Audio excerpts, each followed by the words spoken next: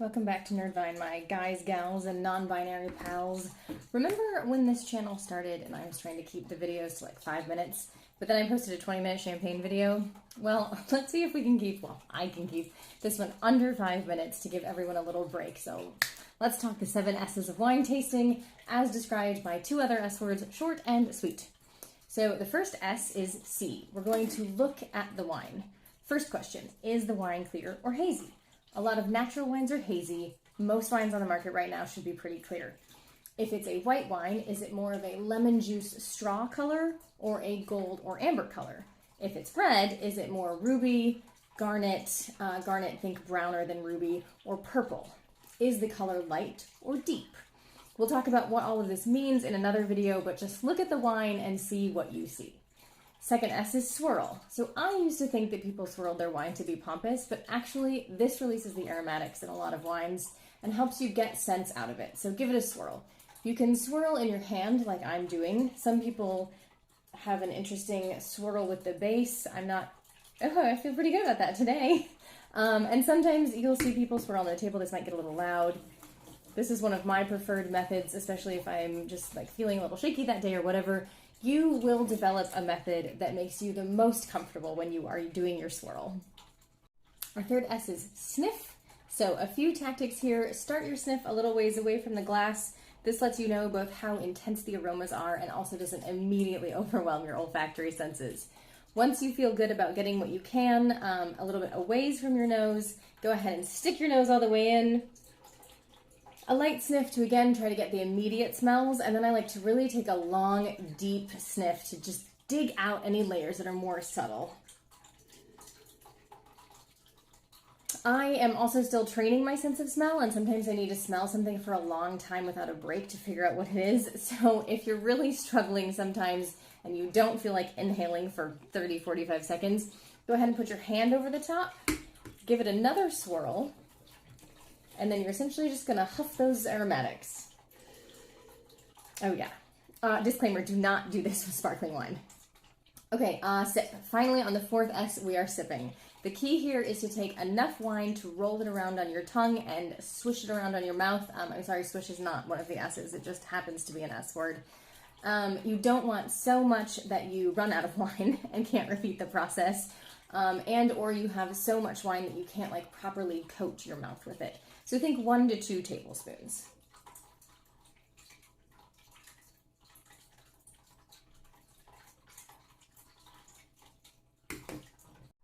After swishing, we slurp. Yes, step 5 is slurping. We're not in etiquette school here. We are trying to really taste this wine. So slurping allows us to basically have like in-mouth aeration. It also, insofar as I can tell, improves the retronasal sense and helps us catch any aromas we might have missed, as well as ensuring we're getting the maximum flavor.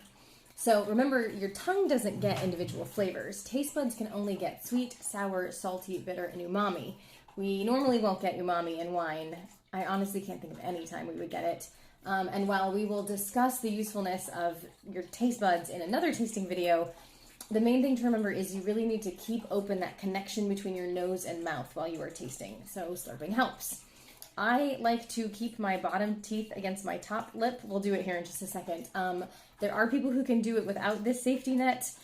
I'm learning, but I did like drool on myself last night. So I recommend practicing at home a few times before doing either of your slurping methods in public. Not so much because we care what people think, but because if you accidentally spit or drool wine on yourself, you won't have immediate access to whatever stain removers you might have at home. So let's do a quick slurp.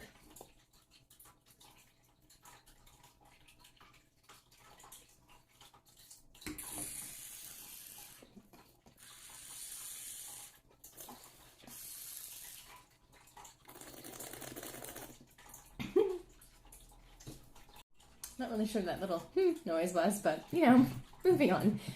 The second version of the slurping is how I'm ultimately want to be able to do it, but please use your teeth as a safeguard until you get the hang of it. Our penultimate S is savor. So you really want to have the wine coat your tongue, your cheeks, your gums, your teeth. You can use white strips later. This is not the time to worry so much about that. Enjoy the sting of the acidity, embrace the grip of the tannins, relax into the flavors. even those weirder tertiary flavors. Allow yourself to really be transported to salty rock beaches or cottage kitchens where apple pies are being lifted from the oven. Just bask in the magic that is the wine. That is Savor. Our final S actually has two options. Swallow is the easy one. Swallow the wine and as a bonus, push that air back up through your nose. Like, hopefully that made sense. That will push some of the flavors from your throat back through your nasal passages and really reinforce the aromas. It can also help you detect heat that could be indicative of alcohol. More heat, higher alcohol. The alternate S is spit. So as you're learning, or if you're at a tasting and you're going to taste more than, say, 3 wines, you don't necessarily want to get drunk, and you may want to work on your spit technique. I have spat a lot of wine in my life, and there are two methods I have used and one I prefer. The first method is extreme spit. That's not a real term, I just call it that. And this is the most appropriate for a spittoon. So you basically just shoot the wine out of your mouth in a stream. I am going to spit on camera, so we'll see how this goes. It's like so.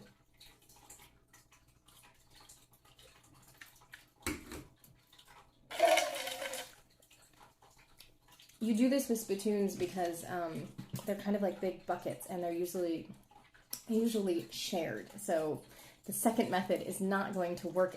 The second method is if you have your own individual cups. So like in a lot of classes, you'll have shared spittoons, but you will have an individual cup at your station, and then you just dump your cup into the spittoon. I think I said I don't have a name for this one. It just, it's just the one I prefer. You'll want a paper or plastic cup. Even you do not want to see your own wine spit. It starts to look really gross. So you basically push the wine down the inside of the cup. It's kind of strange. Again, you're going to need to practice this, but from a viewer perspective, it would look something like this.